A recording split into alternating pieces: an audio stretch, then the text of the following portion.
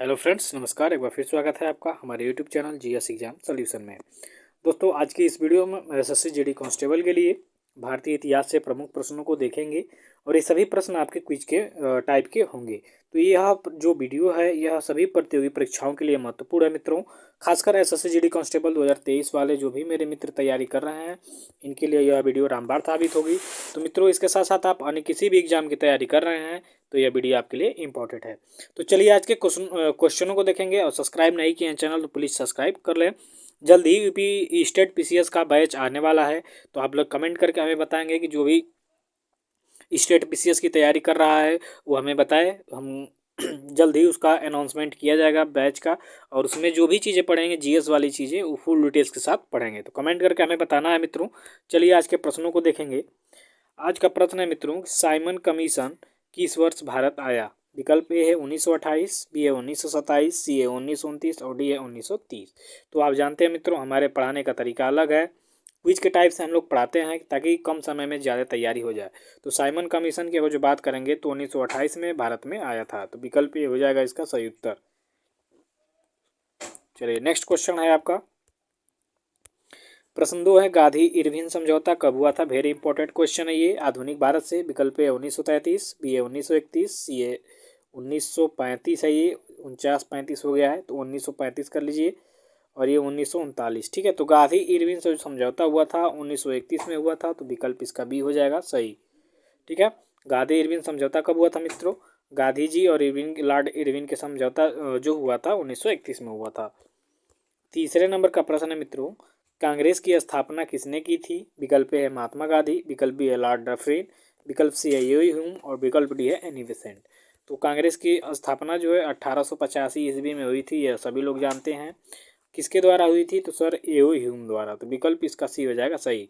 और कब हुई थी? तो 1885 को। ठीक है, तो 1885 और एओ ह्यूम द्वारा हुई थी। तो विकल्प आपका सी होगा सही उत्तर।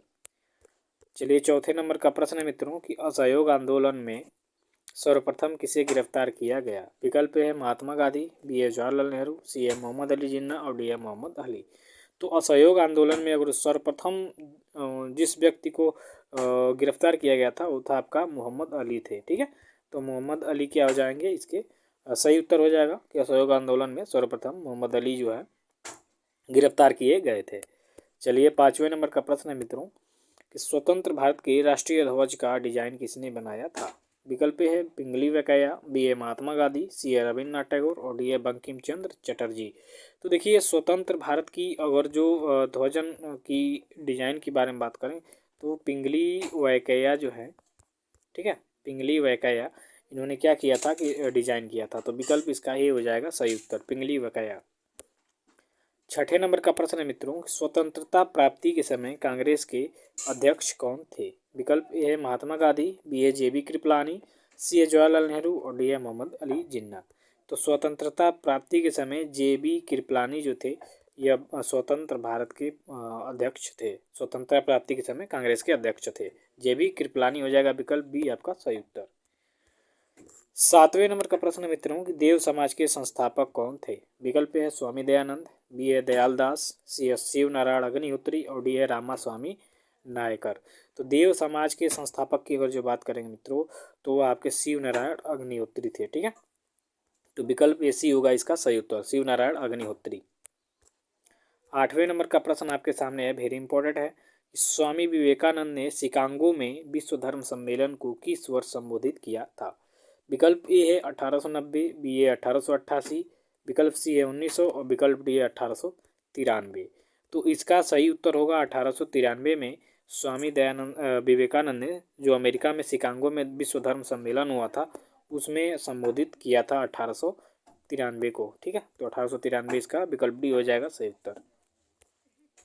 9वें नंबर का प्रश्न है कि सबसे कम उम्र में फांसी की सजा पाने वाले क्रांतिकारी कौन थे? विकल्प ए है खुदीराम बोस, विकल्प बी है दीनानाथ, विकल्प सी है अशफाक उल्ला खां और विकल्प डी है भगत सिंह।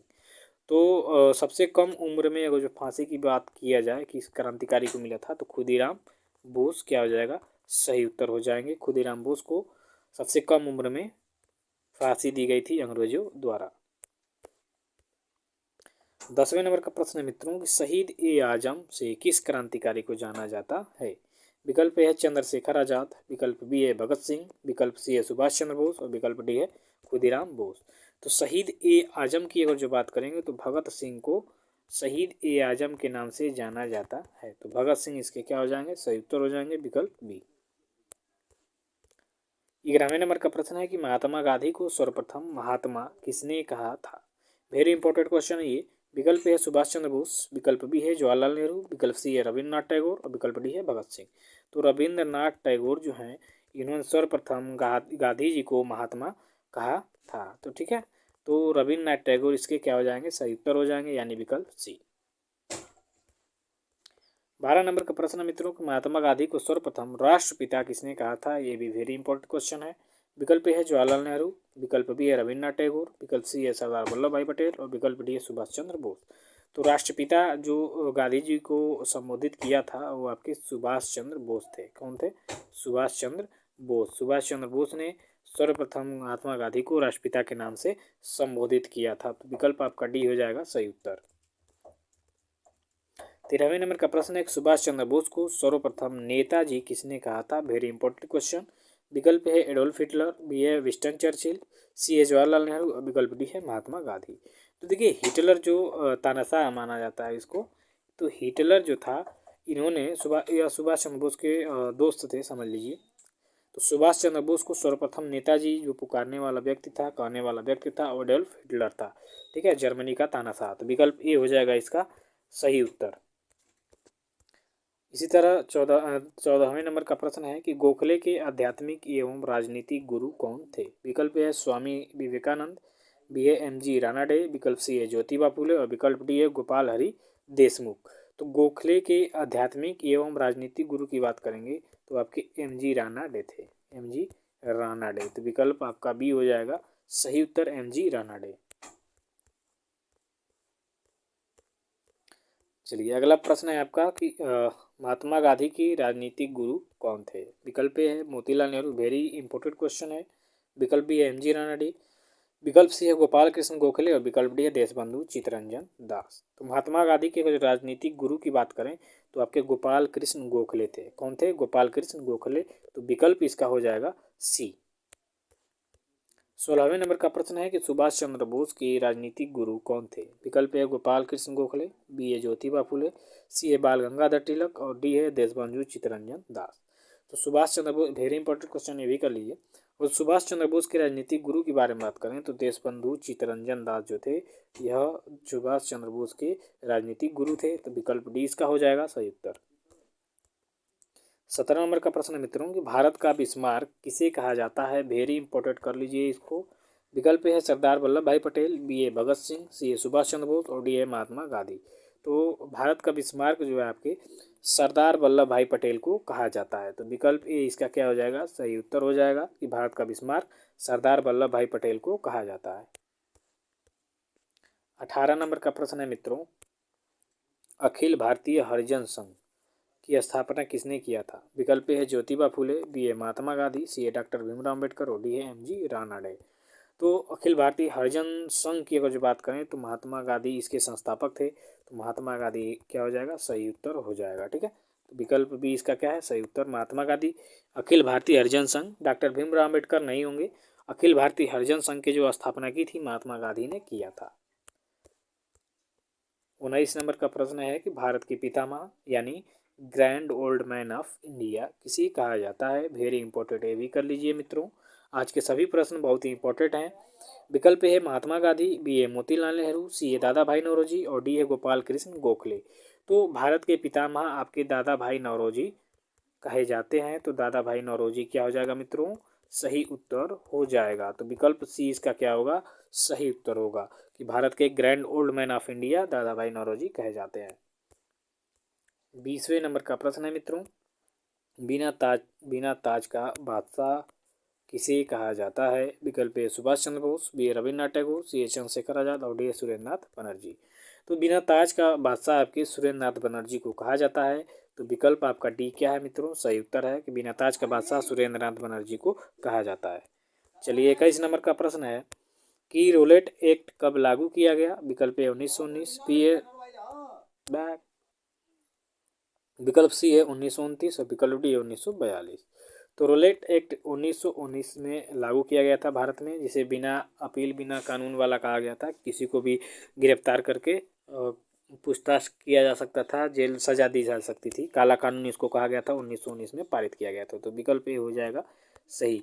टीका टिप्पणी इस पे कर सकते हैं, कई लोगों का मत ये भी है कि ये गलत है, क्योंकि एक बार एक क्वेश्चन मैं डाला था तो उसमें बड़ा आपत्ति हुई थी। लेकिन भाई देखो, रेगुलेट एक्ट आप भी सर्च करेंगे 1919 से बताएगा, काला कानून सजा इसे बोलते हैं, ठीक है। इसमें बिना दलील और बिना अपील वाला वो कहा गया है कानून कि किसी को भी शक के संदेह से गिरफ्तार किया जा सकता था, अंग्रेजी सरकार लाई थी। तो चलिए 22 नंबर पे चर्चा करेंगे कि जलियांवाला बाग हत्याकांड के विरोध में किसने कैसर ए हिंद की उपाधि वापस कर दी। वेरी इंपॉर्टेंट क्वेश्चन ये भी है मित्रों। विकल्प ए है जमुनालाल बजाज, बी है महात्मा गांधी, विकल्प सी है रविन्द्रनाथ टैगोर और विकल्प डी है बाल गंगाधर तिलक। तो यहाँ समझेंगे कि जलियांवाला बाग हत्याकांड जब हुआ था, यानी 13 अप्रैल 1919 को, उसमें क्या हुआ था कि अंग्रेज जो सैंडर्स था अंग्रेजों का जनरल, उसने नियत्थे भीड़ पे गोली चलाई थी, कई हज़ारों लोग मारे गए थे। ये जलियांवाला अमृतसर में हुआ था। तो उससे पहले अंग्रेजों का साथ देने के लिए महात्मा गांधी को कैसर ए हिंद की उपाधि दी गई थी, ठीक है। अंग्रेजों का साथ जो प्रथम विश्व युद्ध में दिए थे गांधी जी, ठीक है, तो इनको कैसर ए हिंद की उपाधि दी गई थी, जिसको बाद में जब ये जलियांवाला बाग हत्याकांड हुआ तो क्या हुआ कि महात्मा गांधी ने वापस कर दिया। तो 1919 में 13 अप्रैल 1919 को जो जलियांवाला हत्याकांड हुआ था बाग, उससे हतप्रत होकर महात्मा गांधी ने क्या किया था, आपका कैसर ए हिंद की उपाधि वापस कर दी थी, ठीक है। और कैसर ए हिंद की उपाधि इनको कब मिली थी, तो कैसे मिली थी, तो इन्होंने जब प्रथम विश्व युद्ध में अंग्रेजों का साथ दिया था, तो उसके लिए अंग्रेजी सरकार प्रसन्न होकर इनको कैसर ए हिंद की उपाधि दी थी, ठीक है। तो जिसे क्या कर दिया, जलियांवाला बाग हत्याकांड जब हुआ तो इन्होंने वो वापस कर दी। तो विकल्प बी इसका क्या होगा, राइट आंसर होगा। इसी तरह 23 नंबर का प्रश्न है कि गांधी जी ने सत्याग्रह का सर्वप्रथम प्रयोग कहाँ किया। ये भी वेरी इंपॉर्टेंट क्वेश्चन है मित्रों। विकल्प ए है भारत, बी है इंग्लैंड, सी है दक्षिण अफ्रीका और डी है अमेरिका। देखिए, गांधी जी जब अफ्रीका में गए थे, दक्षिण अफ्रीका में केस के सिलसिले में, तो वहाँ पर इन्होंने सत्याग्रह किया अंग्रेजों और कालों के विरोध में। जो वहाँ पे भेदभाव था वर्ड वाला, ठीक है, रंग वाला, इनको भी वहाँ के फर्स्ट क्लास वाले डिब्बे में से भगा दिया गया था, ठीक है, ट्रेन से फेंक दिया गया था। तो इसे हतप्रत होकर उन्होंने वहाँ पे सत्याग्रह किया था। तो गांधी जी ने सबसे पहला सत्याग्रह आपका दक्षिण अफ्रीका में ही किया था, ठीक है।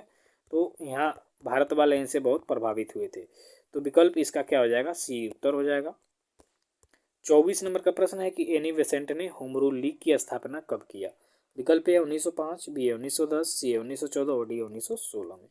तो एनी बेसेंट ने मित्रों 1916 में होम रूल लीग की स्थापना की थी। जानते रहिए, विकल्प डी इसका क्या हो जाएगा, सही उत्तर। वेरी इंपॉर्टेंट क्वेश्चन ये भी है, आपके सारे के सारे प्रश्न बहुत ही इंपॉर्टेंट हैं। ये भी आपका जलियांवाला बाग हत्याकांड कब हुआ था। विकल्प है 1919, बी है 1917, सी है 1916 और डी है 1920। तो इसका पूरा डेट जान लीजिए कि 13 अप्रैल को 1919 को अमृतसर में हुआ था जलियांवाला बाग हत्याकांड। तो 13 अप्रैल 1919 यानी विकल्प ए इसका क्या हो जाएगा, सही उत्तर हो जाएगा। तो मित्रों आज के लिए बस इतना ही। अगर जो आपको भी स्टेट पीसीएस की तैयारी करना है तो कमेंट करके हमें प्लीज़ बताएं, ठीक है। आपकी क्लास दी जाएगी ज़बरदस्त तरीके से, उस पर काम चल रहा है। आप क्लास देखेंगे तो कहेंगे कि वाह बहुत मज़ा है। करंट अफेयर्स के साथ साथ जीएस की बहुत ही ज़बरदस्त व्यवस्था, इतिहास, भूगोल, अर्थशास्त्र और इन्वायरमेंट और आपको कृषि से संबंधित बहुत सारे क्वेश्चंस मिलेंगे फुल डिटेल के साथ। तो चलिए 8 बजे रात को आप स्टैटिक जीके एसएससी कांस्टेबल का आपको मिलेगा। 6 बजे आपको एक और भी चीज़ की क्लास, भूगोल की क्लास दी जाएगी।